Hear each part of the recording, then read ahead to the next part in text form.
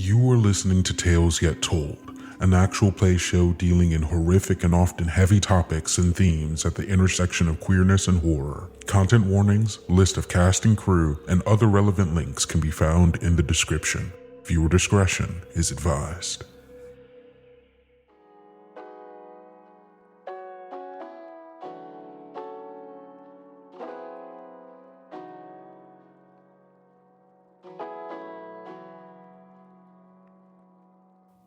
Hello, everybody, and welcome back to another episode of Tales Yet Told, an actual play podcast dedicated to telling stories at the intersection of queerness and horror using indie TTRPGs. It's me, usually your host here, Kendrick or Kendo, whichever you prefer. I use any and all pronouns, and today I am joined by none other than RahRah themselves of The Heart is a Dungeon fame. How's it going, RahRah? Oh, it's good to be back in the studio. The Sublime's one of my favorite places to chill, especially if only for the last time. So it's real good to join you here to talk about this beautiful series with all of its nuances and with everything it's alluding to coming possibly down the road. There's so much for us to talk about. We don't usually do talkbacks here on Tales Yet Told, and that's not for any particular reason other than I usually just don't have time for them, I guess. Or I guess I never prioritize them. But I think that's something I want to change, mostly because I think it not only benefits myself to be able to talk about and analyze my art with someone, but maybe give some insight into the way in which the show comes together, and maybe that'll inspire someone to make their own art as well. So I'm very excited to do this with you. I mean, actually, the one that I did with you for Pleasure in West River was actually, I think, the first talkback I had ever been a part of, ever. And you did a fantastic job. Why, thank you. And just like that time, I am once more stealing from you, and we're doing a talk back with the roles reversed. Well, I am a fan of this series. We've had many talks about it, Kendo. Oh, for sure. I'd be so brave to say that sometimes it feels like we come at art from a similar direction from time to time in a way that lends to just a wonderful discussions about the things we make. Yeah. And I love this world, and of all the stories in this world, I love this series specifically the most. That means a lot. Best of the year, in my opinion.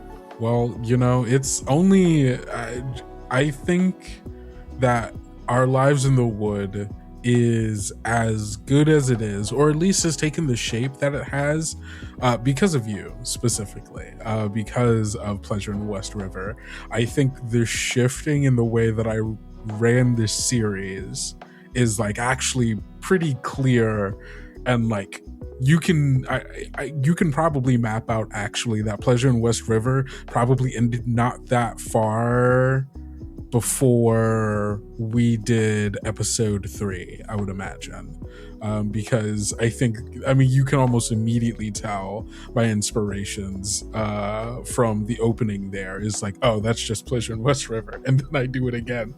As someone who just listened to episodes 1 through 4, I would have to agree with you, but I also had a question about that at some point on if that was more intentional with the tone of the story, or if it was more from just wanting to play with a new vocal toy, basically, within storytelling. But we can get to that when we're in the questions. We can get to that. Yeah, we're just still putting our legs up here.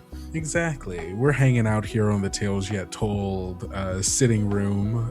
There's a large window looking out into the vastness of the void.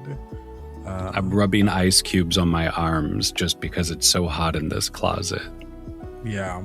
I am in the sitting room. I have kept RahRah in the closet. Someone had to. No one has to. No one has to. Speaking of people doing things they didn't have to do, this series is heartbreaking. I needed to ask right before we get into like anything micro. Yeah. When you began this series, was there something you specifically wanted to teach the audience about Sublime County and about the way this world works? Like, is this flipping through a photo album with random memories, or is this a parable that's connected by different stories? That's really interesting. I think so. When I first started out, my original idea was that this was going to be an anthology series that would show the different, like all of these different ways in which people live in the Sublime, showing like what is it like to be a person living in this setting, because I think up until this series our relationship with Sublime County has always been through a very specific focal point. It's either been through Dorothy, Dakota, and Walter, or it's been through little Harry, right? You get to peek into people's lives, but you never get more than a glimpse, really, and everything else is kind of, you know, whatever you can imagine it is. So this was partially to give a sense of what is it like to actually live in this setting, so that we can feel for the people who live here, especially once other truths, which then will lead to more questions about what does it mean to live in the Sublime and like be a person in the Sublime, as those start to come up in season 2 and potentially beyond for Strangers in the Wood. I really wanted to give like a sense of grounding of like, these are real people who are living real lives, and the fact that in Strangers in the Wood, for the most part, the troublemakers are just hopping from one place to another, causing trouble and then leaving before like living in the ramifications of their actions. And so this was like, no, I wanted to sit with people and like see like, no, these are the lives that are being damaged by the way that this world exists. And by the end of it, I very much did have more of a storyline that was like overlying all of these stories and like bringing them together by the end of it to have a particular like thing it was building towards, which I think the series really needed at some point. And I'm glad I was able to find it as early as I did in, I would say it's episode 3 probably, where I start really figuring out that direction. And so I'm glad I figured it out there rather than like episode 5. But even episode 1 and 2 are like beautiful glimpses into like the process of being in this world, sort of, in my opinion at least. And it does feel almost like 1 through 3 is a little crash course intro, like here's some of the ways this world works.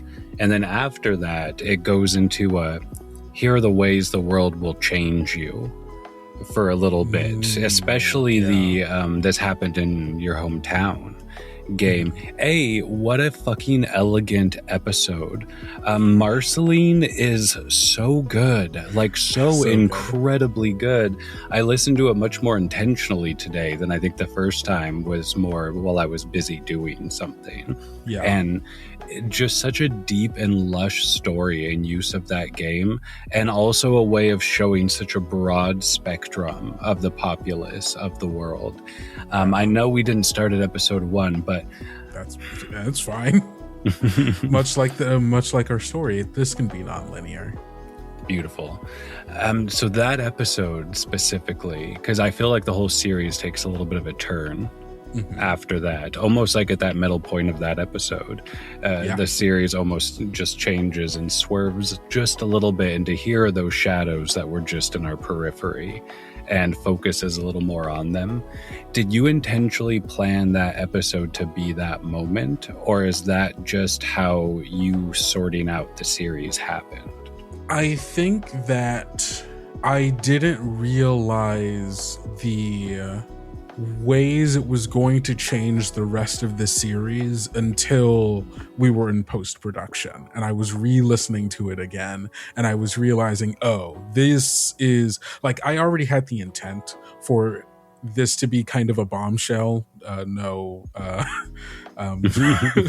no pun intended, but like in a way where I wanted to show the ways in which the stranger and the people who are complicit in his violence and his oppression have devastated the people of the Sublime, and treat them mostly as objects rather than as people, regardless of if individuals within that inner circle have different feelings and do their best to, quote unquote, try to do the right thing and mitigate damage, right? They are all complicit in the destruction of Oak Creek. Sorry, not Oak Creek. Different. I'm blowing up cities left and right. It's 2026. God, that's one thing about this show, that as we were making it, it kept getting. I kept being like, I'm going to show a mirror up to the world. And then the world going, oh yeah, fuck you. Let me do it worse. I think I got a message from you after the recording, once you heard the audio, and then got like the early copy to take a listen to. And it was just such an impactful. And again, Marceline does such a fantastic job. Like, the two of you have just incredible chemistry that just comes from playing together. But there was just, that world felt so real and lush, and you can imagine those people you went to school with who turned out like that, and like what they would be like in this situation. And I'm just such a fan of that episode in general. But I also really love that you committed after it. It wasn't like a little fluke and then it went back like overly pendulum the other direction, but it slowly crept all the way to that fucking finale. Where do you want to talk about all of this first right here? Well, I think I want to answer your question, because I don't think I ever did. Where I did, it was in post-production where I realized the trajectory that it was tonally going to take the show, because I wanted to show off the devastation of the Sublime and how its people are treated. But also in that, right, I also wanted to show how everybody here is a victim, regardless of if they are people in power or not. They are also victims, and that doesn't excuse their actions in any way, shape, or form, because so many of them are still complicit. But the ways in which, like, this didn't happen in a vacuum. These people are all molded in a way and or affected by the existence of the Sublime and the Stranger in such a way that has allowed them to become the people that they are. And sometimes that was met with their own resistance and then beaten back into shape by the violence of the Stranger. Sometimes it was fully embraced because the power that it gave people was addicting, right? And I knew that was a story I wanted to tell about the Sublime because it matters for Strangers in the Wood too. That not even that Cornwall got blown up, but the reason why Cornwall got blown up, which still isn't something that is shown in the series, will come back and mean something in Strangers in the Wood too. And that's been one of my favorite things about this series is we've been recording the second season of Strangers parallel to the production of this series, and things that were happening in the second season affected games that I chose, stories that I chose to tell, because I wanted it all to be leading in a similar direction. And that episode in particular was like one of the big, it was why I wanted Marcy to be in that episode. Partially that, but because Marcy and I went to college together. And so we've spent years living in the same place, and we have a lot of similar memories that we share. And so it was easy to build a place and people that felt familiar and felt real with her. And I always enjoy playing with her. this show would not be the same without her. That's for sure. I think that leads into a question from that gamer Ajax. How did you select the games you used for this season, and what do you see as the strength of not using one consistent system throughout? Ooh, okay. Yeah.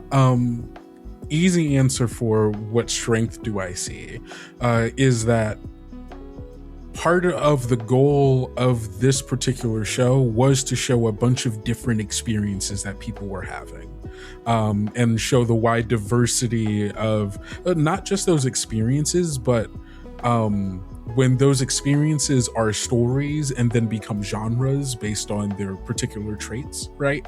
I wanted to show the different genres that could exist within the Sublime as well, I think, because horror is its underlying tone, but it can also be comedy or romance or drama or weird sci-fi thriller. It is all of these things.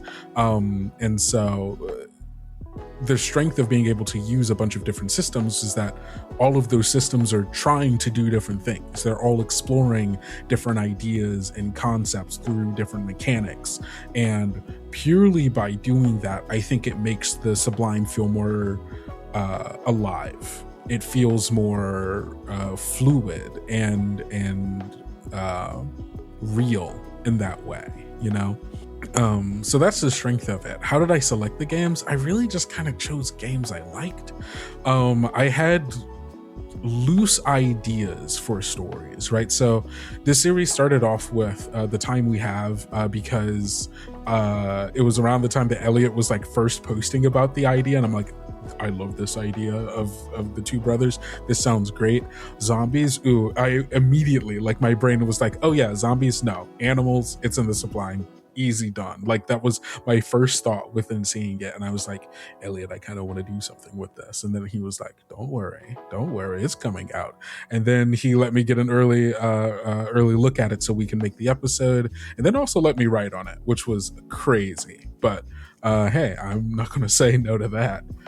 I think that's a beautiful way to start the series also, because it's so micro. It's just the relationship between the two and the impact of the world on them, where like with Strangers in the Woods, it's an intimate group party, but it's almost like in the fantasy trope of going from town to town, situation to situation, the same way the fairies kind of were, where you don't really get that real close, intimate relationship with a lot of time. I'd say Strangers had a lot more time for that. Sometime I would have wished for it, but Mika kept eating cafes. But I love that that's how you started this whole series, because it was almost like, ta-da, like here's going to be intimacy in the Sublime. And it also just a heart-wrenching story, episode 1. I don't remember the name of who you played with, the horse. Amihan. Mm-hmm. Yes, he freaking fantastic. So, like, genuinely, I can't think of a better way to have started this season, especially knowing like what it became. There's an aspect to Our Lives in the Wood that is like very subtle as a theme, but there's a pretty consistent like through line of people who are cursed having to find some kind of peace or learning how to exist, knowing that they are changing or in the finality of their changing, and a lot of times finding freedom in that change. Sunday finds freedom in becoming a horse. Jose finds freedom in becoming a penguin.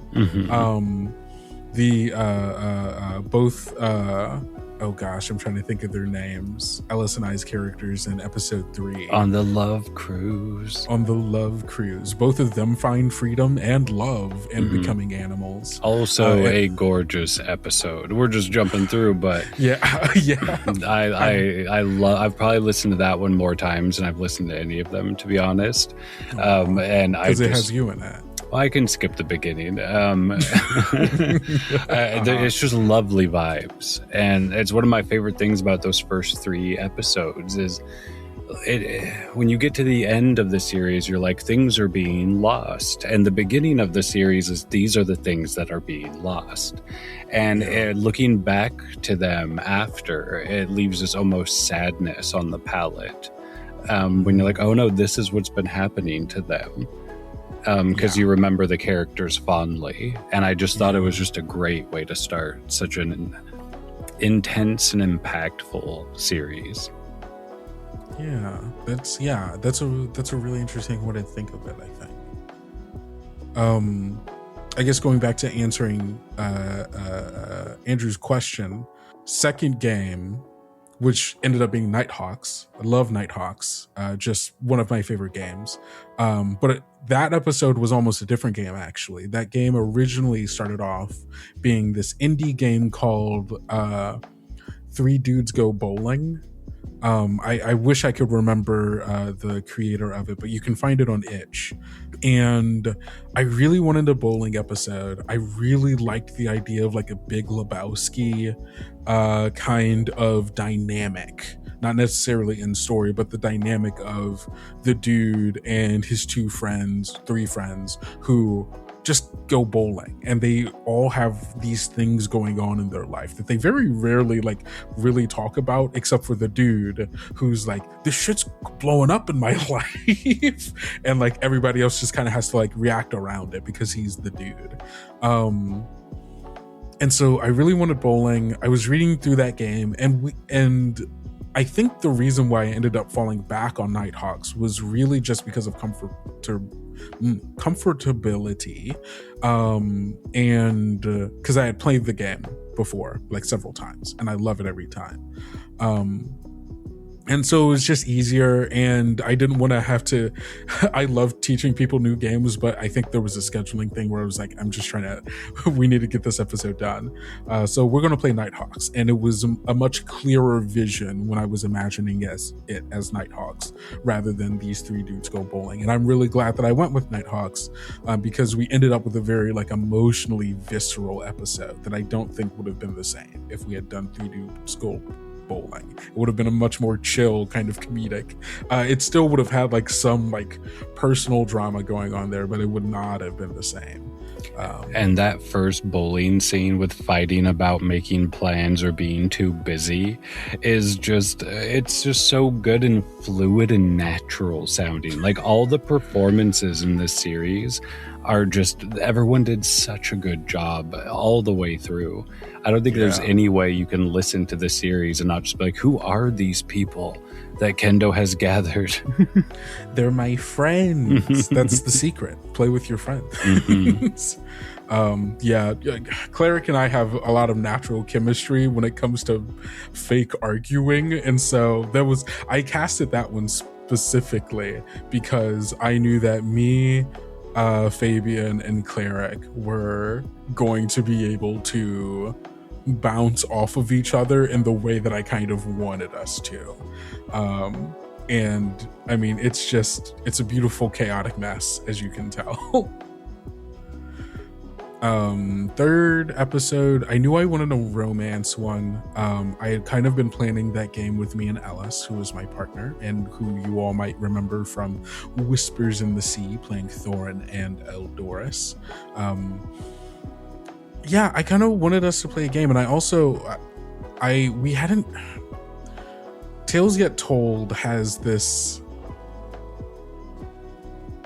kind of, not necessarily apprehension, but we don't do romance a lot, and that's not for any particular reason, and it's something that I intentionally want to change and like think about how does, we tell queer stories, but we usually view that queerness in like an internalized way of like, how does the world treat us, and sometimes that does move into one's sexuality, right? And how does the world oppress the way in which we connect with other people? But it's not something that we've done explicitly as of yet until we did this episode. And it was something that I wanted to change just because of what I want this show to be. And Unresolved Sapphic Tensions was just like it was kind of perfect. And I also knew that I wanted to do a story that was the lobster, because I just love the lobster, and it's like kind of perfect for the Sublime. And just like showing that sort of cruise existing just alludes to so much institutional organization behind this whole process of being cursed, and in a way that just makes the world feel pretty wide and deep, I would say, too. And you know, just to also have a cruise, it's just a great episode. Yeah, right. Like having this like horror dating cruise where it's like, okay, everybody, we're going to go to this wonderful island just off the coast.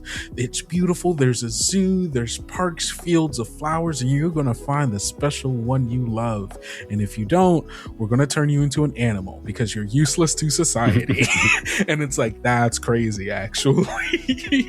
And people do this. People knowingly do this because they've lost hope. It's the only way in which they can imagine themselves existing in this world, partially because sometimes their role is specifically something where it's like, hey, you have to actually have a romantic or sexual partner because your role is wife. You know. And it's like, hey, that's crazy actually that the world would do that, but like, look at our world. I guess it's not that crazy.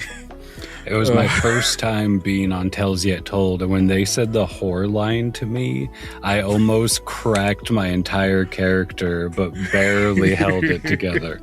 You held it together. Oh, it was so good. It was amazing. I love them very much, and they have been nothing but because the behind the scenes of Tales Yet Told is I'm really bad at taking notes and writing down my ideas, so the vast majority of it just lives in my head. And the main way in which I work out ideas is walking into a room where Ellis is and being like, okay, so I've been thinking about some stuff.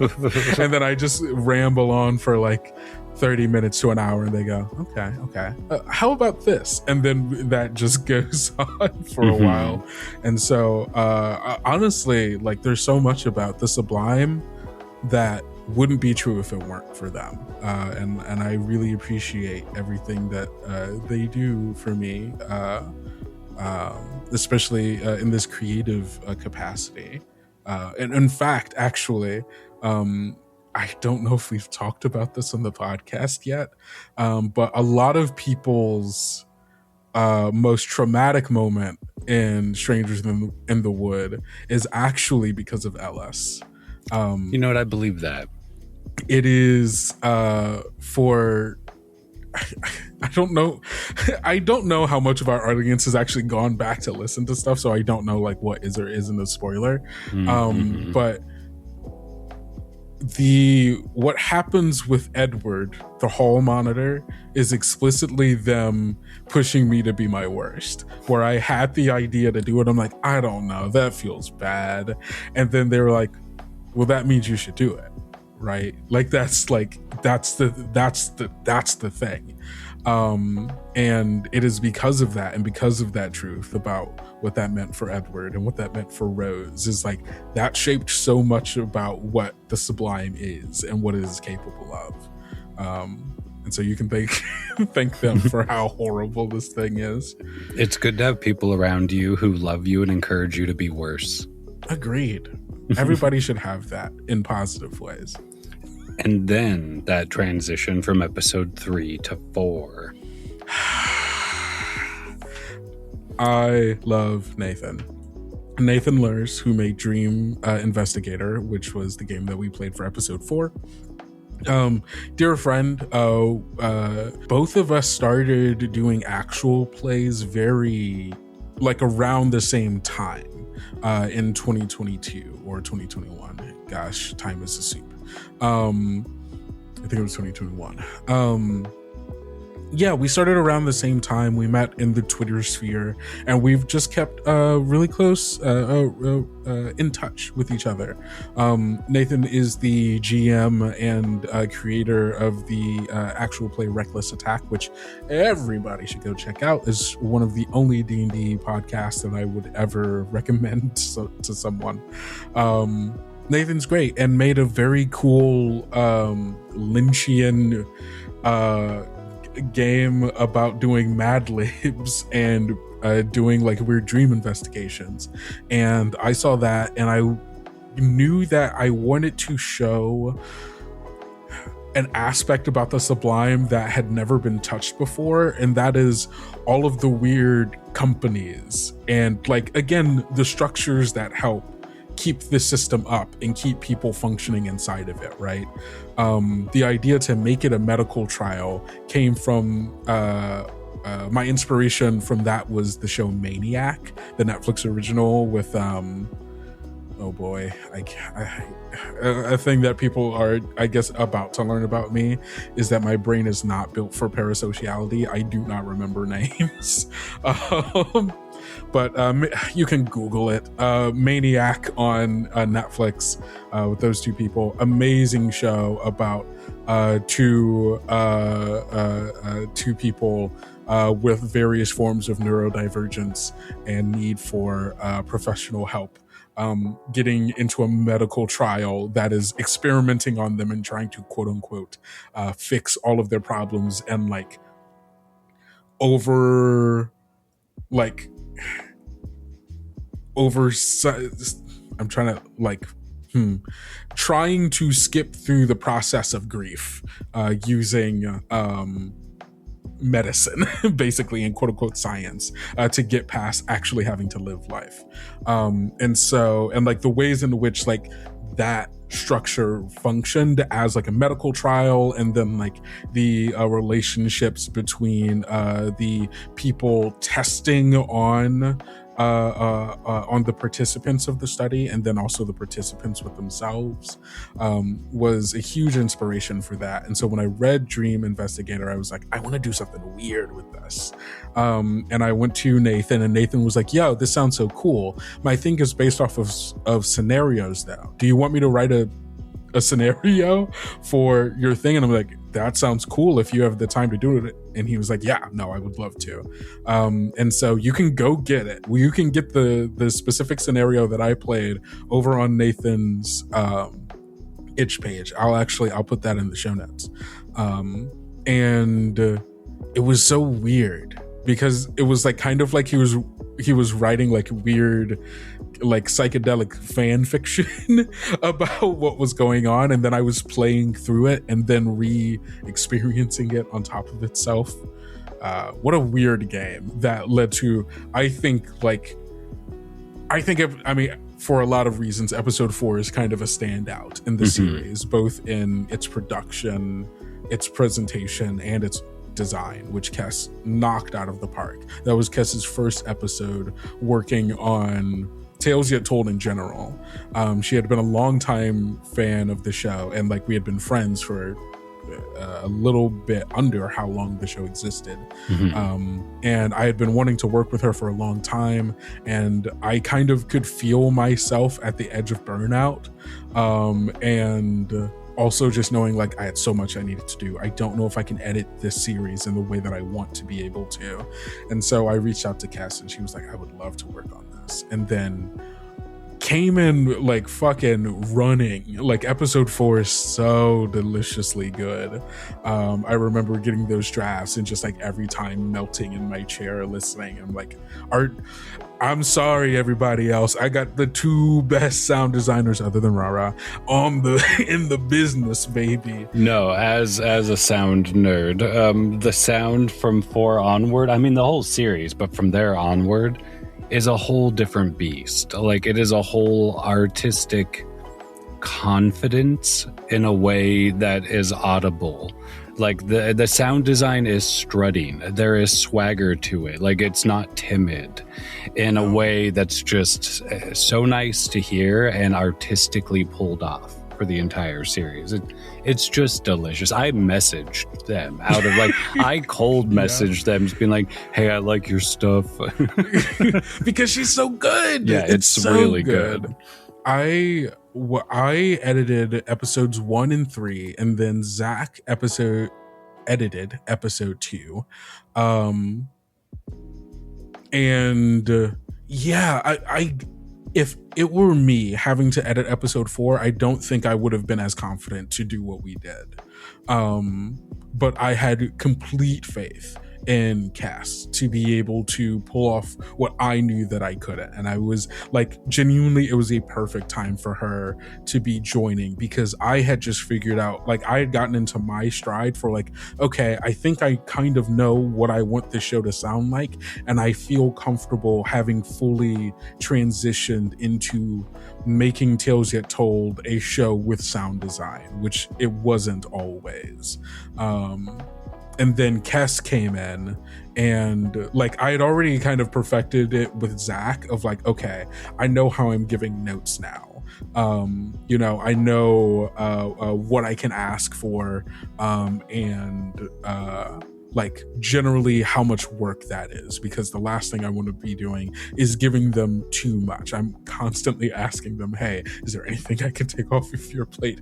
If there's anything that feels like it's just too much, feel free to not do it and talk to me and we can figure it out.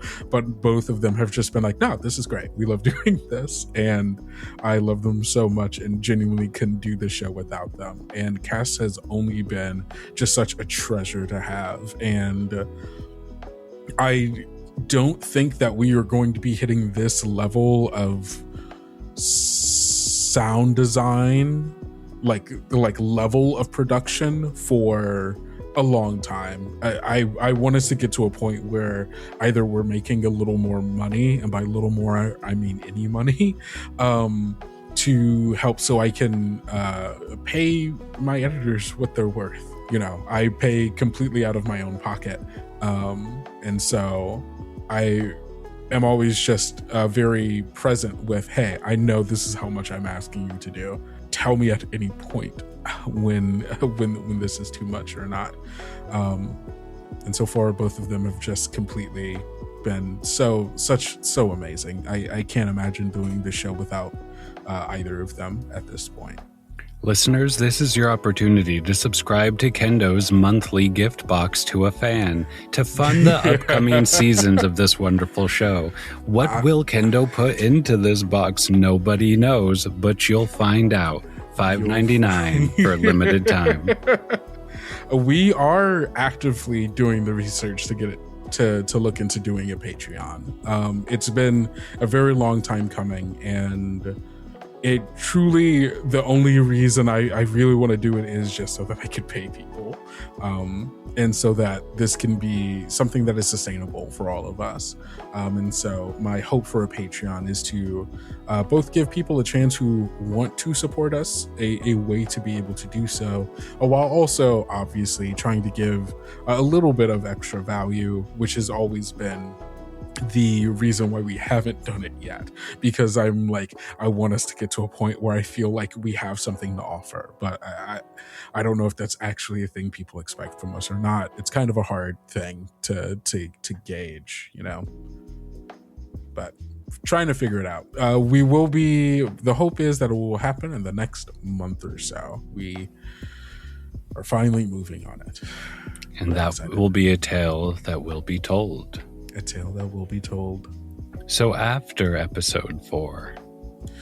After episode 4 is episode 5. And this specific episode was brought to me by Marcy, who, I was like, hey, we're doing this series. I've got space for an episode if you have an idea. And she was like, I really want to play this game with you. Such a good choice as a system. Such a good choice. And I read it and I was like, oh. I know what I want this to be, actually. I know specifically what this episode is, because we had already gotten to a point in Strangers in the Wood 2 where I knew that Cornwall happened. And I really wanted to use the series as a way to help lead people back into Strangers in the Wood as a story. And so I was trying to find as many ways as I could to connect the series as possible.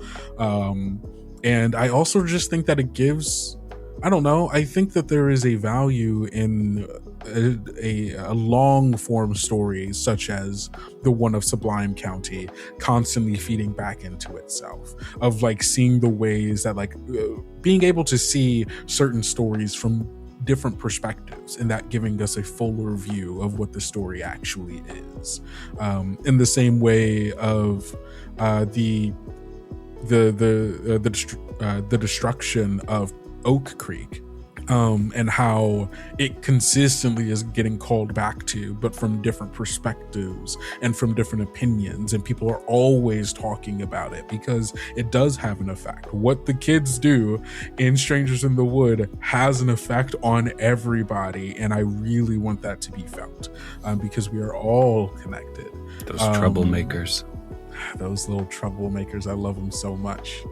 And so Marcy brought that to me, and I knew exactly the story that I wanted to tell with it. And so we did. And it was, I didn't know where, I kind of knew where it was going to go, but I truly didn't. At the start of that game, I knew I wanted my character to kind of be a part of some kind of, not necessarily a resistance, right? But I wanted them to be someone who didn't agree with the stranger and the sublime and all of that. That was a core conceit of the episode, is that we were going to be playing two childhood friends who grew apart, right? One of them falling down an alt-right pipeline of sorts, and the other becoming radicalized by staying and being a part of the community. But again, even Marceline's character is a victim here. He's the way that he is because he got drafted as a child, like fresh out of high school, got drafted into a war, and then just sent back and told, okay, hey, also I need you to occupy your hometown. That was the 16 Seasons War. Is that what it is? It is the 15 Seasons War. Oh, okay. Yeah, the 15 Seasons War, which lasted, as you might imagine, 15 seasons. So it's like 3.5 years, something around there. So how long had he been gone? Like 2.5 of those years, okay. I would say. Now I'm just asking questions as a fan. No, yeah. Like he had been gone for like 2 years. Like he had been away training at war, you know. If I'm trying to, yeah. So he had been gone and then came back and had fully fallen under, like, obviously he's not completely gone, because as we can see at the end, he does have that change when he gets past his fear of punishment and is able to act in a way that he knows to be good, or at least hopes is good. But, you know, that takes work. And it also takes my character being there to say, hey, I need you to wake up right now. I need you to see the big picture and the reality, right? If he was just isolated and he was just alone, right, and was left with all those soldiers, he never makes a change. He ends up being the person burning down his hometown with the rest of them. But it takes those kinds of connections and those kinds of people in our lives to help wake us up, right? We do not change in isolation. We do not get better in isolation, which is something I think I really landed on again in the post-production of that episode, and then also a little bit towards the second half of the episode where I could see where it was going. I really wanted to focus in on that there is hope. As long as there are people who are fighting for there to be a difference, there is hope that something can be different, regardless of if it feels hopeless in the moment, which was something I think I really needed at the time, and still, but I hope others as well. I will say it was a real bold move to show the stormtrooper where all the animals were hiding. And if Marceline played it differently, it could have been a very different episode. So here's the thing. I didn't know that was going to happen, right? I didn't have any of that planned. Marcy made that exist. I said, I'm going to go and show you something. And I knew in my head that I was wanting to find a way to bend whatever it was going to be in the direction of there is a resistance here. That is explicitly not the cause of the explosion, but happens to exist in the aftermath of the consequences of the explosion and the oppression brought on. Like this resistance doesn't exist if these soldiers don't march into town, occupy the place, and basically put people in camps. But it does because they did. But of course, they are going to be blamed for a thing that happened before they even existed, right? Because they are the only form of existence that is seen. All forms of resistance that are seen are treated equally and expunged. But I didn't even know that it was going to be that place, right? I said, I'm going to let the card decide whatever it is that I'm showing you, it's what the card is. Marcy draws the card and it's the perfect card. It's kind of like we couldn't have scripted it better. I mean, I feel like if we had scripted it, that probably would have been our choice of, oh yeah, we're pulling the one where we find a place of survivors that are like hiding out somewhere, right? But we didn't have to script it. Literally, the game did it for us, and that's the beauty of our form. I think is that sometimes the pieces fall into place and the stories just tell themselves. Such a beautiful episode. Like the whole arc of it is just a fantastic story. Thank you. Yeah, just I couldn't have imagined a better midpoint. I think for our season, it's really good, and as you said, very much helped shape where the story goes. Because when I was coming together with the meta plot of the story, the writer, whom we haven't really talked about yet, but is the kind of backdrop of all of this, right? These are stories that he is writing, right? These aren't just like every story that we are seeing are one of the stories that he has written, and they are real people being affected by the things that he is writing, and he is puppeteering their lives in a way, allowing for these stories to happen. And so when he comes to episode 5, actually when he comes to episode 4 is, as he alludes to in the like opening monologue of it, episode 4 is the first story that we get that he doesn't explicitly write. But it is a consequence of something that he has written before, but he just doesn't know it's happening because life kept moving on. And so when he's going on about, I don't remember writing this purple sun, like this sun that that the system is pissed off about, I don't remember doing that. I got to go back through all my old stories and see maybe there's something that I did there that led to this thing happening, right? Cool. And this is just, episode 4 is just one of the stories that exists because of something else he did, and he has no idea that this thing is happening.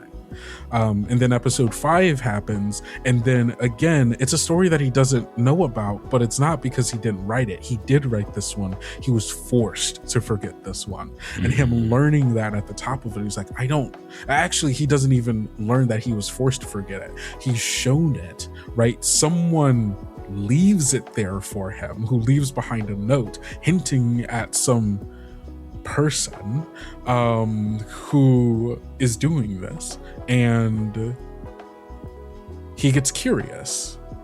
What the fuck is going on? Why are there stories that I have that are missing? Why are things happening in this world that I'm not controlling all of a sudden? And episode 5 happens, and it's really like, it's a bombshell both for us to see the devastation that could happen, but for him, the devastation isn't the destruction of this place. He doesn't read this story being empathetic to the people affected by it. His immediate feeling is, hey, I wrote this. Why don't I remember this? What did someone do to me, right? It's a very selfish, like, hey, who did something to me and my stuff? Not, I wrote this story where a town blew up, where a town got occupied by a military force and was destroyed. They didn't even credit me. No, literally. It's oh my god, the writer is such a wild character. Sound is an amazing thing, don't you think? It can guide the listener in subtle ways, drawing them into the story it tells, changing the mood, evoking an emotion, foreshadowing doom. There's a reason why we spend so much time here on Tales Yet Told, designing the soundscape of our story. But now you can do the same with Pocket Bard. Pocket Bard is a free audio app that helps game masters weave immersive sound into their games, with ready-to-use scenes, ambiances, and sound effects that you can transition through seamlessly with the touch of a button. And starting on June 27th, Pocket Bard is moving from your pocket to your PC with a new desktop app for Windows and Mac. Download Pocket Bard today and bring the power of immersive sound to your table. Jacket and boots the same color, or jacket and... Oh, hey! Didn't hear you come in. I was just designing one of my characters in Hero Forge. What's Hero Forge, you ask? Hero Forge is an online character creator that gives you the power to turn your imagination into reality. Hero Forge offers full customizable tabletop miniatures with dozens of fantasy species and thousands of parts to choose from, like hairstyles, clothing options, and equipment. And after you're done designing your hero, you can have them made in a variety of materials, including bronze, color plastic, or even a color standee if that's your vibe. Then get it sent straight to your door, all from within your browser. But if you're a DIY kind of person, then Hero Forge also offers downloadable model files so that you can 3D print your design at home. Just head on over to heroforge.com to start designing your custom miniature today, and check back often because new content is added every week. Now, can you get out of here? I gotta finish making this Eagle Man. My dearest listener, have I got a secret for you? Bitcherton is an improvised comedy podcast inspired by the stories of Jane Austen that tells the tale of a wealthy family's secrets, scandals, and shenanigans. Lady Bitcherton has unwed daughters, nosy neighbors, awful country cousins, and now a body to hide. Will the Bitchertons be able to keep their secrets off the pages of Lady Bigwither's gossip sheet? Or will her pen skewer their good name forever? Oh, Bits, what a predicament. Featuring the voices of Katie Maravich, Iffy Waddiway, Carolyn Page, Alex Songsha, Brian Flaherty, and Cassie Wilson, plus a dance card filled with guest comedians of the very finest quality. But for us to help the seeds of rumor ripen into the juicy plum of scandal, we'll need your help. Bitcherton is heading to Kickstarter on June 13th. Go to bitcherton.com to pre-save the campaign and help us bring this story to life. Ta-ta for now.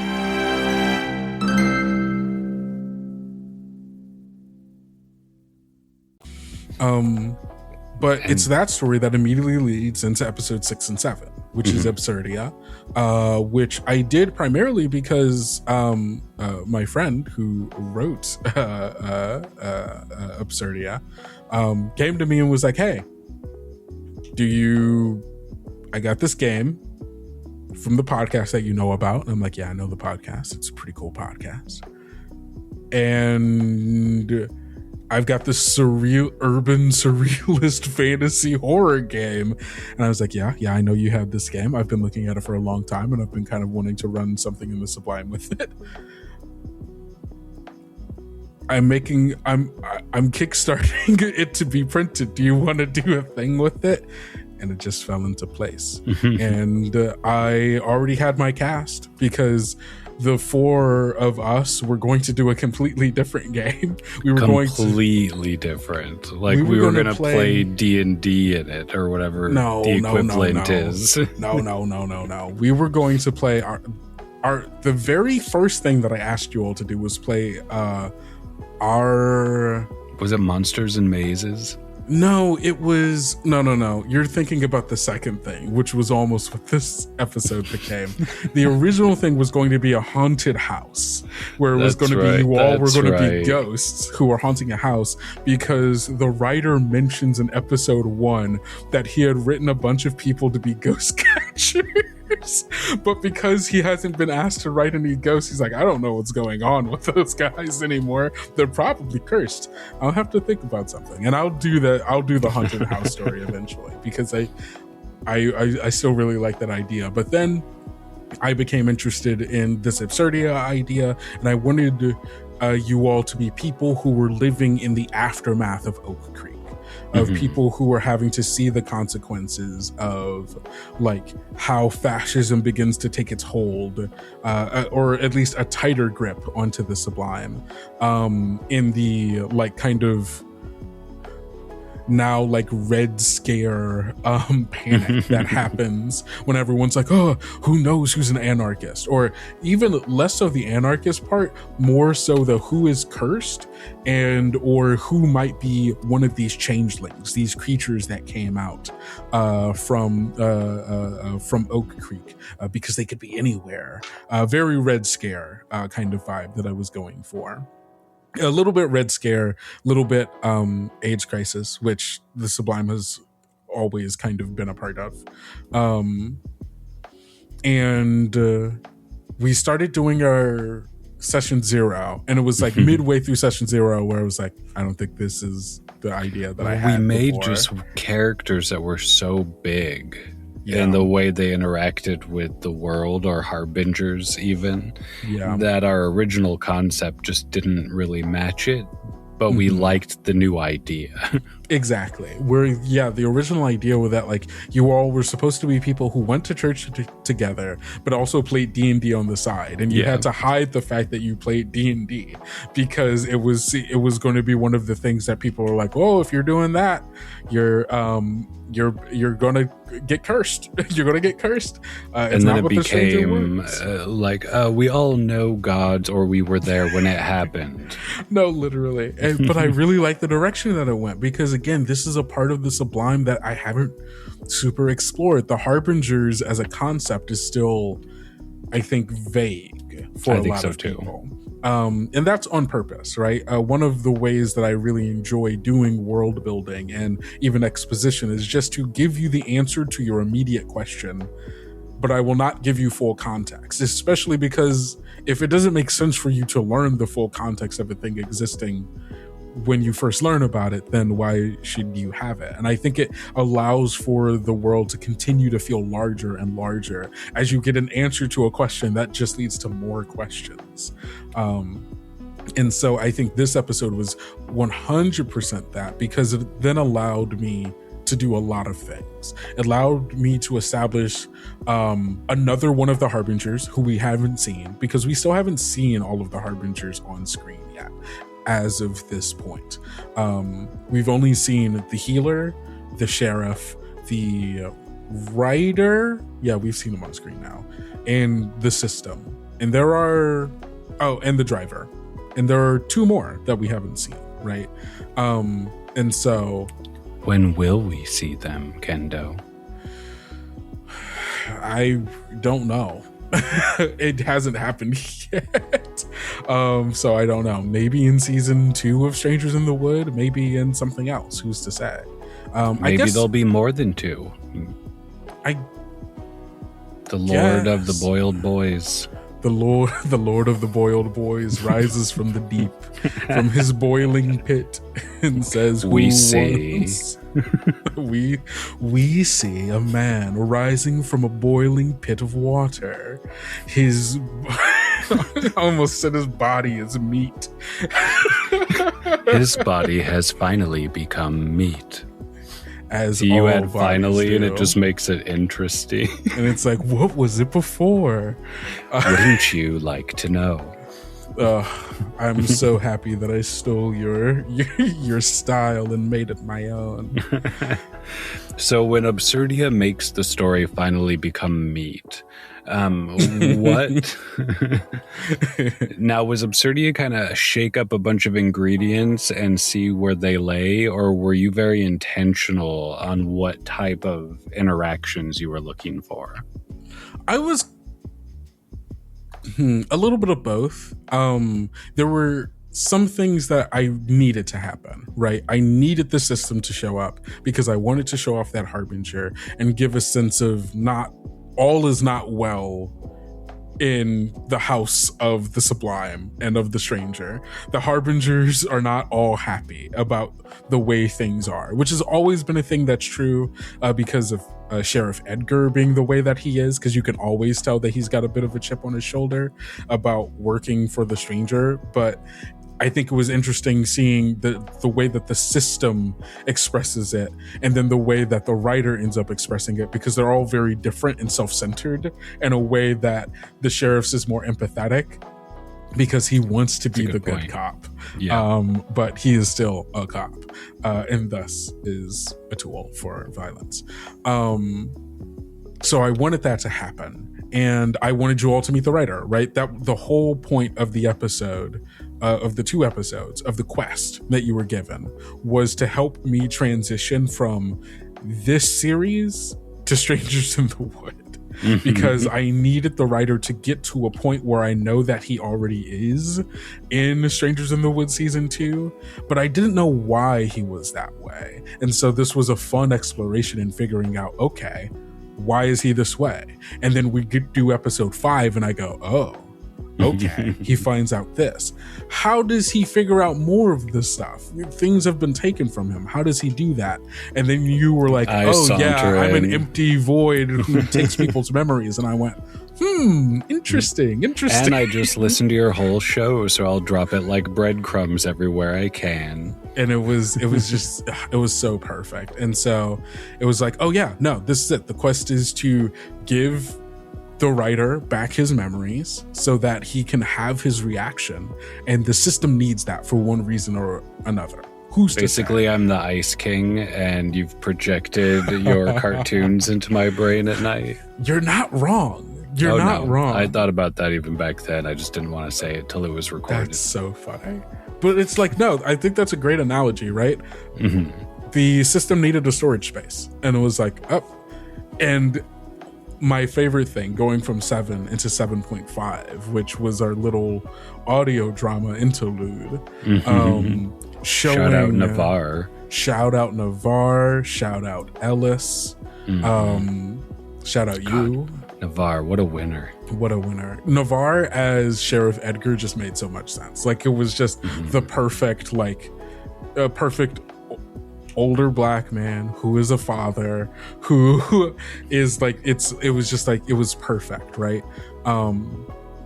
Ellis playing Sister May was like, this perfect, all of the religious trauma brought to bear.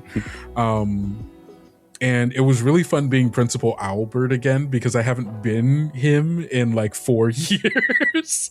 So being that snooty little prick was just like so fun, and having him, like, 7.5 is really fun because you do get to see most of the current Harbingers interacting with each other in a way that is like, shows the discontent. This is not a group of people who like each other. This is not a room full of people like, twiddling their fingers, being like, hoo, look how evil we are. It's a bunch of egotistical, self-centered assholes who've been given a little bit of power and now don't know what to do with themselves, but also have to listen to God, or he will fuck you up and do unimaginable things to you, right? This episode was to cement who are the Harbingers, and what's their deal? What is their deal? And what's their deal? And their deal is they're a group of people who have been empowered by the Stranger to take care of certain tasks in the Sublime so he doesn't have to. And the power that he has given them has in many ways separated themselves from their humanity because of the eldritch changes that has happened to them, and like their positions automatically put them in a different place than other people purely because of the things that they know about the Sublime. And so it becomes hard for them to imagine people as people when all they can think about them as how many processors do we have in the machine right now keeping things going. And that was Let's a really use this fun one dynamic. as a hard drive. Exactly, right? Seeing people and the models of people as being tools to be used rather than as experiences that are lived.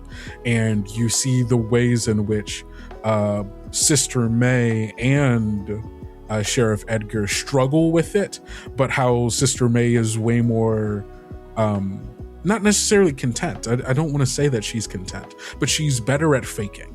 She is better at assimilating and being like, I know what I need to do to survive the space that I'm in. And that means I need to nod, I say yes, and I do what is asked of me. And I will have immense amount of power, unlike anybody has ever had before. I do that and I'm set. Don't ask questions, don't be upset, don't take things personally, ignore the pain of others, because if I ever humanize them, this becomes harder. And I thought that was real brilliant to an extent on how Darby played their character. And anything that the Harbinger asked or wanted, or they thought they asked or wanted, became instant priority. And not in a cruel way to the people around them, but just in an obedient way through like devotion. And I just thought they played that so beautifully in that. Absolutely. As playing their boyfriend or partner in the show, I would be instantly forgotten the second like a god rang a bell. And I just loved it. I thought it was just a wonderful move. It was so good. In fact, with them and Kelly, God, what a table. We will be getting that table together again. That story is not done, as I kind of hint at in the finale, because you all deliver a very important piece of information and then you all watch that tape together. We do. Which then shows that Letha was there for the writer losing his memories. The mentioning of Virgil as being a tool that is used to kill other harbingers. Like there's so much going on there, and then there's so much going on with Darby's character that I can't wait to explore more of in Turtle Soup for the Soul. Oh my God! Whenever, really? whenever that comes out, you don't even know, RahRah, the fucked up things I'm about to do to this place. Speaking of the finale, yes. Oh, we are but worms. What were you aiming for? Like, what did you want the tone of the end of the series to instill in the listener? My first thought going into this episode and going through the development, choosing We Are But Worms after having read Brandon O'Brien's article in Rascal about lyric games and having read this one-word RPG, really quick read, as you might imagine, and really wanting to truly, this episode was a challenge for myself. This was me going, could I do this? Can I take a one-word RPG and make it into like a really good episode of actual play? I'm gonna fucking try, and I think it turned out pretty great. And so truly the challenge in and of itself was part of my intent, right? To see if we could do it in the first place. The second thing that I wanted to accomplish with this, as I've been saying a lot, I wanted to connect season 2 of Strangers in the Wood to everything that was going on. And something that is revealed at the top of it, but isn't explicitly given context, is that there is something in season 2 of Strangers in the Wood that causes the Violet Sun. It is an interaction between the troublemakers and the writer where Dakota convinces the writer to put a second sun in the sky. And he goes, yeah, sure, why not? And does it. And then the finale happens. And I wanted to, and it's kind of like, it's a weird muddled kind of connection. And I really wanted it to feel like incomplete in a way, because there is so much context to it that I frankly can't give you yet, because there are other things you need to know about this world before you can have a complete picture. And so that was the second thing. I wanted to connect those two series. And then third, I wanted to, again, show the consequences of what does it mean to live in this world, because I think it's really easy for us to forget that sometimes when a world is fantastical, surreal, or whimsical, and strange, weird sci-fi and magic stuff can be happening, there are normal people who are often suffering the consequences of what does it mean to live in that world, right? It's those scenes in Game of Thrones when you're a farmer in a village and a dragon flies by and burns down all of your shit. And it's like, well, that's my life. Sorry, I lived in a world with dragons, you know? It's just a background scene. Exactly. And it's like, and this was this, right? This is the background scene. This was bringing something that is purely in the background for Strangers in the Woods season 2 and bringing it to the foreground and being like, no, these stories and the consequences of those actions matter. And I want to focus in on each of those things, which is what this whole series is about, showing how those individual lives, our lives in the wood, all matter, regardless of where they are, how small they seem, or how insignificant they seem. They're all a part of a broader tapestry that is life. And understanding how all of those things are connected better helps us to find ways in which to create support and build connections and become empathetic and be moved into action to try to do something about it, you know? And I think you did a beautiful job telling that. As someone who just listened to Strangers in the Woods kind of right before this series and just went straight through the catalog, at least that part of it, it's just such a lovely, beautiful, forward-moving story. Kelly the Kellhop, for the longest time before you and I met, was like, oh, Kendo is like one of my favorite people. The Sublime is my favorite like world there is in the space. Was constantly pushing you. I was a little intimidated by your concept rep, to be honest. Oh my goodness. And then I after love we Kelly. met, we just became the dearest of friends. And then I got to play with Kelly on your show. So it very much came full circle, but like they were so right. Like your ideas, the thoughtfulness you put into everything, the intentionality you put into everything, you're ahead above most in this space with the type of stories you put together, because there's just so much heart and brain in them. And it's a pleasure to be the one who gets to interview you about this. I appreciate that, and I don't know how to take that compliment in a way that's normal at this moment. We see Kendo blush. Sure. Yeah. No. Yeah, for sure. I don't know. I adore Kelly, and it was so good to be able to have them back for after Voices in the Wood. And it was actually great to have a bunch of, I guess the other thing about the finale was being able to bring back all of these characters from Voices in the Wood, and being to do more than just a peek. Right?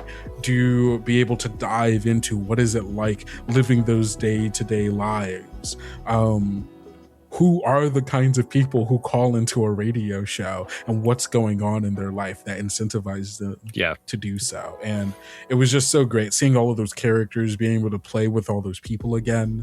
And then being able to end that season with Netta, who was such an important part of Voices in the Wood and playing Jenna.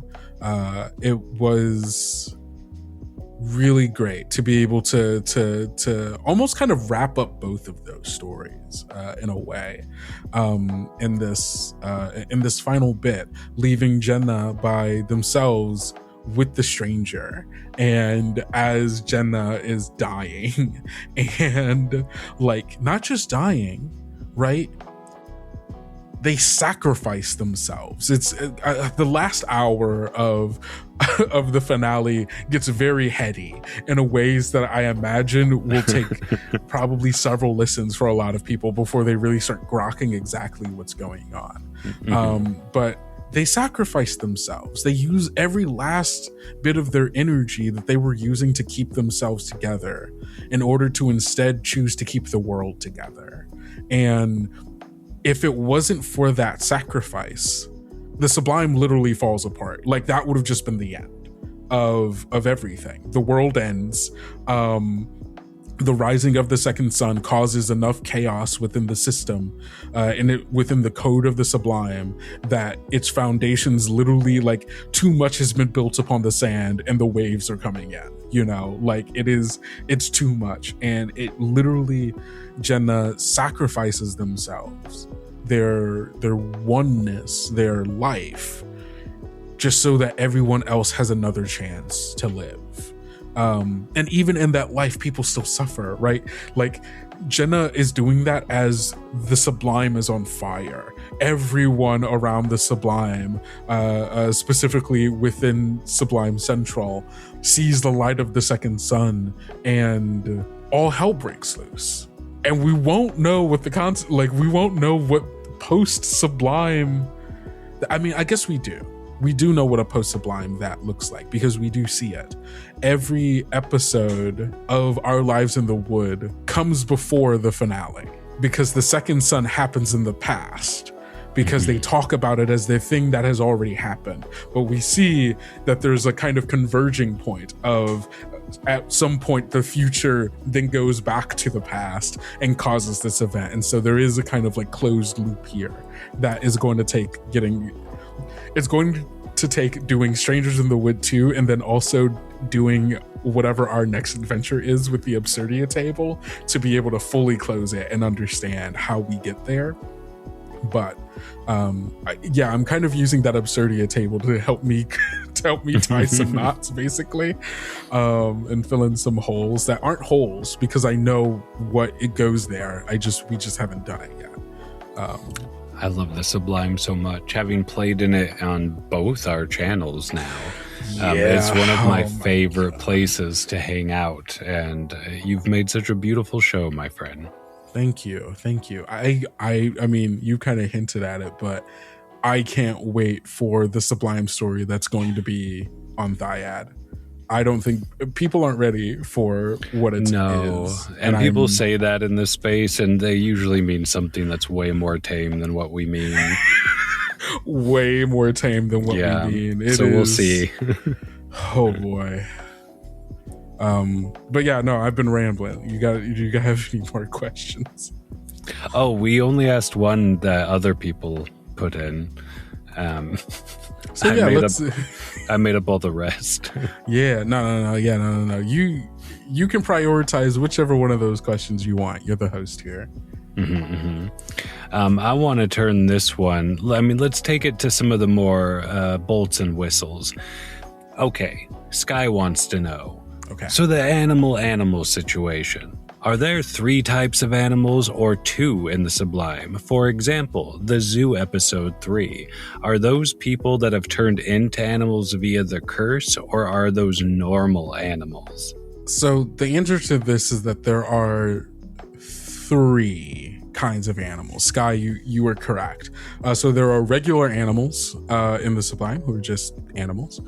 There are people who have been cursed to turn into animals. So those are the weird body horror ones, right? You don't do your role, you go against the stranger, you get cursed, and you slowly turn into an animal over several stages. And then the third kind, the anthropomorphic animals, the people like Edward, the people like Principal Albert, and also the people that they become at the end of episode 3.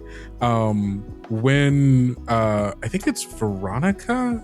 No, it's something Verona. I don't remember those characters' names. Again, I'm really bad with names, guys. I'm so sorry. But those 2 characters, they don't become people who are cursed and then become like regular animals that you could see in the woods, right? They become anthropomorphic animals, almost like Edward or Principal Albert, where they are human-sized people, arms, legs, animal, who fall. There's like an unspoken caste system of the Sublime where we have primarily seen this third kind of animal, these capital A animals, as I will call them, these anthropomorphic ones, have almost always been in like role, like we haven't seen any of them just like living a life, right? Like quote unquote regular people. And so it kind of feels like they only exist to be servants or workers in a way. And that's not something I've fully have figured out as of yet. There's still space for us to color in. But something that we discovered through episode 3 is that one way in which they come to exist is that people can be turned into them, kind of overriding the human into animal thing and just kind of becoming furries in a way. I didn't mean to say that. That felt like I was saying it like it was a slur. Like I was like furries. I have nothing against furries. I love furries and arguably might be one. Who's to say? I don't. But if you're bad, you may be turned into one. You might be turned into one. So Kendo, this is shocking that you would compare furriness to a punishment from a vengeful god. I get a lot of questions from people asking, what is it like being a furry in the Sublime? I get a lot of that question. You're just an animal that dresses up as a human? Well, no, like what does it mean being a person who has a specific like tie to feeling like an animal, or like having like a persona or like an identity that is tied to an animal, knowing that this is a world in which that could be true, where you could turn into one? How does that affect one's experience? And that's actually a story I do want to explore at some point or another. And does that true heartfelt pull at all impact what type of animal you turn into? And that's the thing, it doesn't. It is chosen for you by an okay. Fair. Not if I believe more. Hey, you might be right. I don't know. I haven't played the game yet to figure it out. So yeah, and you let us roll dice a lot, so there's a chance I can make this happen. Because I love how the story continues to change and become something that I don't know. Well, now you know what I'm after. Now I know what you're after. You're trying to allow people by their own hearts decide what only if they're very true. Panda is curious about what other beings are Panda is curious about what other beings are lurking in the void. Are there other places like the Sublime? That is a great question. The answer is probably, or just like everything with the Sublime, it's a complex answer.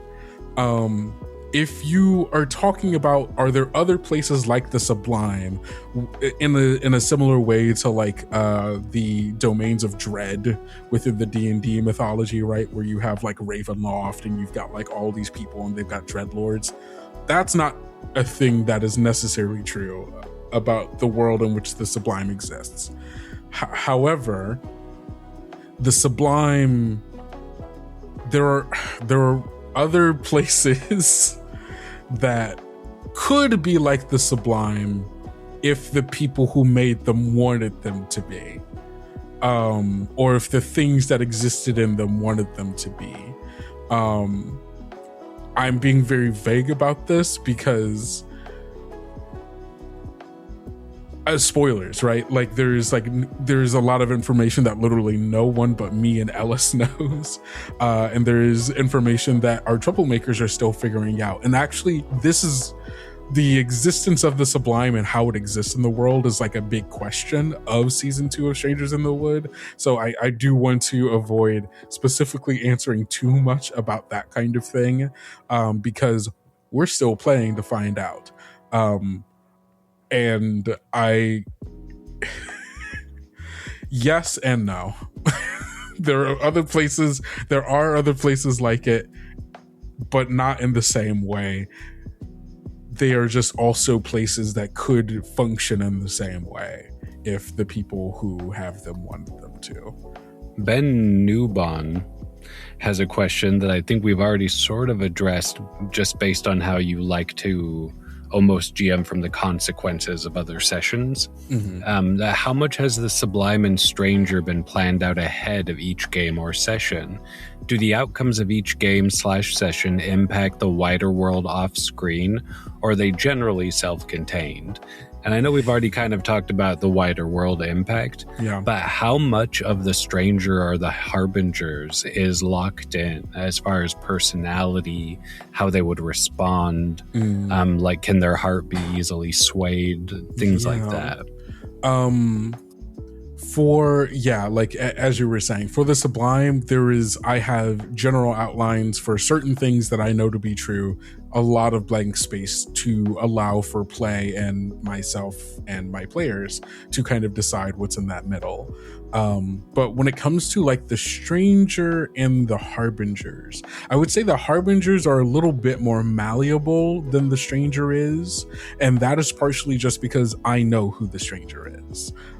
It was one of the like key aspects of I knew who the stranger was in season 1 of Strangers in the Wood, which is a thing I don't normally do, right? I don't normally fully make a thing knowing, hey, I get how this exists, but I kind of needed to, and this was also some pushing from Ellis as well, of like, I kind of needed to know who the stranger was and like why things are the way that it is, so that I could continue to build around it in a way that made sense and felt like it had a direction. He is obviously still a changeable character, right? He is not necessarily a being set in stone, but I know who he is and I know how he reacts to things generally, which made scenes like doing the conversation between him and Jenna at the end of Our Lives in the Woods so much fun, because I had no idea where that conversation was going to go, and Amir as a player just kind of roped in the stranger into the conversation, and I was like, oh, this is fun. Okay, yeah, let's see where this goes. And we just got some great exposition that has so little context for anyone, and like just like dumped out a bunch of puzzle pieces onto the table to be like, figure it out. And so like, it's always fun learning new things about how the stranger relationships with people have developed and like how he reacts to stuff. The harbingers are more malleable because I'm always still figuring them out and like how they became the people that they are. Like this entire series was me trying to figure out who is the writer and how is he like this and why is he like this. We got a little bit of the healer, right, from season 1, but we never really get, how did you get like this? Which is like kind of what episode 7.5 is trying to hint towards a little bit. But there's obviously still so many more questions. And, you know, this was like Sheriff Edgar. There were things about Sheriff Edgar that I knew to be true in season 1 of Strangers in the Wood when we met him. I knew that he had been punished in some way severely by the stranger in his life. Specifically, he lost his wife. His wife turned into a turtle who lives on his nightstand, which is not a thing we explicitly say in the show, but the pieces are there for you to find. He's got pictures of his wife, and then he's got this turtle. We know the turtles are people. Who's the turtle? It's his wife. And so, you know, he goes through season 1 being like, Dakota, you don't want to work with the stranger. Things are bad. I know what this road looks like. You don't want to go down this road. I'm begging you. And we always are kind of like, okay, we have a vague sense that the stranger is evil and bad, right? And probably did something bad, but we don't know the specifics. And then we get a little peek into this one where he witnessed another harbinger be punished merely for speaking up for the loss of another loved one in a way that he would have done. And so he gets to see that kind of reflected of, this could be me. This literally could be me. And it pushes him into silence and complicitness. And we see how he becomes the person we see in season 1, where he's all about the rules. He feels for these children, but he can't break the rules. And we know why now. So good. And so good, Kendo. Nothing is ever self-contained. Everything, I'm always trying to connect. And this is just like my neurodivergent brain looking for patterns in things, trying to find ways for all of these pieces to fit together in a large tapestry of the story that is Sublime County. It is not just any of these individuals. It is not just the troublemakers. The world is bigger than Walter, Dakota, and Dorothy, which has been my main intent with making Voices in the Wood and making Our Lives in the Wood, is that it's not just those 3 kids who just showed up here. People have been living here and dealing with this for so long. They just happen to be here at a very chaotic point in time, and the chaos that they bring further that helps destabilize things will be something that people use to their benefit. It's very One Piece in that way. There's also a question of, how are you? Are you good? I'm doing all right. It's been a tough year. It's been a tough year, but making this series has been a great joy in it. And the way that it's allowed me to in the ways that it's allowed me to explore myself, explore my feelings about everything about the climate in which we are living in, the ways that it has allowed me to test myself as an artist and a director. It's been really great. And seeing that it's done, seeing that people can finally go out and experience it just feels really good. And I'm really excited for everything that is to come for Tales Yet Told, because speaking of, yeah, what could you tell our listeners about what is to come? I'll combine a couple of these kind of questions we've already sort of touched on, but do you see the tone becoming darker, lighter, more whimsical? And how do you choose which characters to bring back from the other stories and put in the path that's ahead still? Yeah, I think overall the Sublime is only going to get darker, in a way where I don't mean that I don't ever want or expect the show to get grim, dark, all is bleak and hopeless. That's not what I want for the Sublime or any of my stories. What I do want, though, is for the ways in which we depict the violence that this world inflicts on the people in it. I want that to be real, and I want to explore that in all of the ways that it exists. A lot of what we're doing in season 2 right now, because right now we're recording the second arc, a lot of what we're doing right now is dealing with what does it mean to genuinely take a moment, sit back, and grieve, and understand that things are not okay, and you can't just keep running from thing to thing to thing to thing. Your body, your mind, your soul cannot hold that, and you also can't do this alone. And in that, things will get darker, but it will never stop being a little funny. It'll never stop being weird or whimsical. It will always, I hope, have the kind of whimsical chaos that Strangers in the Wood has helped make the Sublime be as a place. And so, that's never going to change. But I do expect for us to, not just expect, I know that we are going to delve into deeper, darker topics that at certain points we will be putting out shows that people will opt out of listening to in their entirety because of the kind of content that it's going to be about. And I know that going into it, but I also think that they are stories worth telling, and art should be challenging. And so I'm excited for those stories we're going to tell. I'm also nervous, right? Because I'm not, I would be a fool to go into it being like, oh yeah, we're going to do it perfectly, it's going to be great. Like, no, I'm very anxious about the kinds of stories that I hope that we're going to be telling. But I'm anxious because I want to do it right, and I want to do it thoughtfully, and I want to do it as good as we can. And I'm very much looking forward to that. When it comes to how do I decide what characters to bring back? Yeah, who can we look forward to seeing more of? Who can we in season 2? In season 2, I mean, as far as in season 2, there actually haven't been that many familiar characters. There have been a lot of new characters, which I'm excited for people to meet.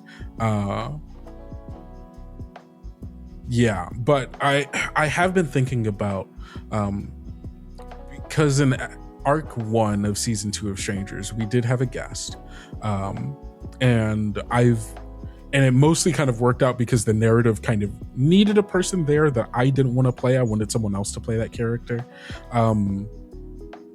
And it was a really fun dynamic, and I liked it a lot. And I think our group gets good. I mean, our group is always good, but when we have 4 people, it gets the dynamic becomes more balanced because Marcy, Hilda, and Gus, all of whom I love so much, could just bounce off the walls at each other and just become really chaotic and just continue to build. Honestly, for Whispers in the Sea, having Ellis there help level things out and bring things back down and having that character who helped ground people was always such a fantastic aspect of Whispers in the Sea. And I think Strangers in the Wood can sometimes use that 4th player dynamic who can just be there to be another person for people to talk to, right? I'm tragically at a point in season 2 where I'm like, God, there's a lot of characters. Not too many characters, but there's a lot of characters who are around and present that I'm like, oh, I gotta remember Walter's avatar is here. I gotta remember this person's here. It's just, there's things going on. But I'm getting to a point in arc 2 where I'm like, maybe I will bring on another guest, and then maybe I'll do one guest an arc. And I have a lot of characters now that I can pull from Our Lives in the Wood, from Voices in the Wood, from A Hunger So Sublime, whenever that comes out. You heard it here first, listeners. This arc has enough room for one guest. For one guest. So yeah, I don't know. We'll see. Something I'm thinking about, especially because, I want to be able to play more games with my friends, but I'm also painfully aware of how white Strangers in the Wood is. It's me and my 3 whiteys, and I love them very much. But I also, I do want to have more perspective in the show, and I think it also helps, right, when other people can be there, because they're, in many ways, Strangers in the Wood is an isekai narrative, and so is all of Sublime County. And so they are being these new people being brought into this world, trying to figure out, what the hell are we doing here? How do we exist? What do we do about that? Having someone who also just has a different perspective, either culturally, religiously, whatever, helps make the world feel bigger and feel more diverse and more interesting and more alive. And so having that guest spot open and being able to bring more people on, especially more people of color, to help continue to make the Sublime feel like such a vibrant place, is something that I'm really cognizant of, and it was one of the big reasons why my casting changed so much. My casting, and even back when we were doing Prayers in the Static, we always had more people of color on the show than we did white people. But Strangers in the Wood was always the outlier because it was my first one. It was just me and 3 of my friends that I brought on. But the show has always evolved since then. And my desires have evolved since then. So it's definitely something that I'm thinking of. And now we have so many characters I can pull from these series that I could just bring in. So lots of menagerie. a whole menagerie of people. Kendo, let's say somebody got lost in your episodes and accidentally started with this and listened to this entire thing before they've listened to the series. What is one nugget of take this with you would give them to close off this summary of this beautiful story? We are all connected. Our lives are all connected. You know, when you see someone on the street, that's not just a random person or a random thing or a random object. They are not just a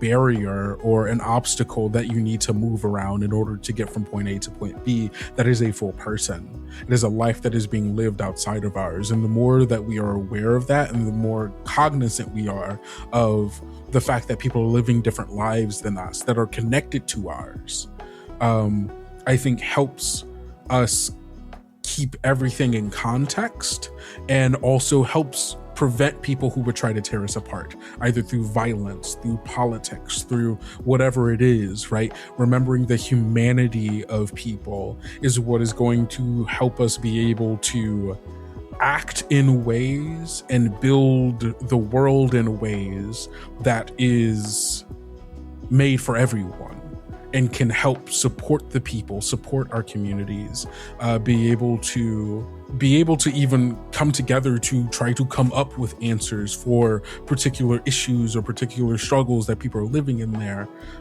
in lives in our society, right? The more that we understand that people do not exist in a vacuum, that we do not exist in a vacuum, and we are all shaped by the people who are around us, who are all shaped by the people who are around them, so on and so forth, the easier it becomes to have hope that something can be better, because we all struggle through the same things. And there will always be people who, when they struggle, will imagine a better world and will fight for a better world. And we just need to become those people so that we can inspire the people around us to want to do the same, because that is how our connections work. We close the book just for now, but there's still such a long ways left to go. To the beautiful world of Sublime County. Kendo, it is a pleasure to make art with you as a friend and as a fan, because I am truly both. There's the shirt right there. I wear it all the time. But thanks so much for coming on my podcast, Tales Yet Told. Do you have a name, and can people find you? Yes, I do have a name. Hey everybody, it's me, Kendrick or Kendo, whichever you prefer. You can find me everywhere on the internet that matters at Kendo Makes Films. And you can also find this podcast, Tales Yet Told, hey, wherever you get your podcasts. I imagine if you're already listening to this, you know where to find it. And the best thing that you can do is help your friends be able to find it as well.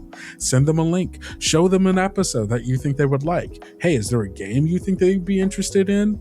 We've got a bunch of episodes with a bunch of different games. Yeah. You can send it right on to them. Or if you just want them to experience a really cool, weird story, you can always, again, just tell them. You can find Tales Yet Told on social media at Tales Yet Told for any place that matters, at TalesYetTold.com on Blue Sky. And wouldn't you know it, TalesYetTold.com also just works. And you can find information about all of our series, things of that nature, over there. And one way you can support the show, other than just telling people about us, posting about us, leaving us a review, also a great option. Please leave a review, but you can also go to our merch store at merchyetsold.shop and hey, get some cool new duds. I've got a merch yet sold. Merch yet sold. It's so good, right? It's so good. Thank you. I need to update the shop because I want to add some Blood in the Snow merch and stuff. But also, I should probably add in some merch of our new show as well. Since we're at the end of the episode, I suppose I can talk about it. I suppose you can. Next week, you all will be hearing the trailer for a brand new series brought to you by Tales Yet Told, God Killer, Peace and Death.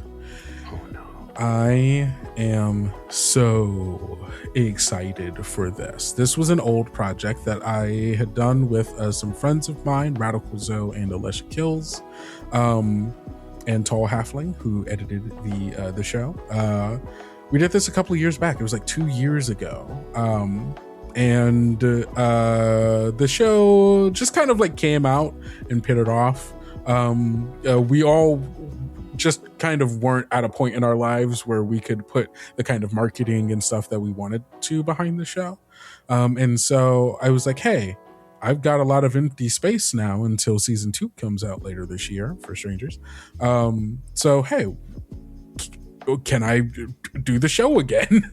And everyone was like, hell yeah. And I listened to the show and I'm like, this is really good. What if I remastered it and added more music to create a brand new experience? And so you all will be getting the trailer for God, Killer, Peace, and Death next week. And the first episode of it premieres July 24th, like 2 weeks from now.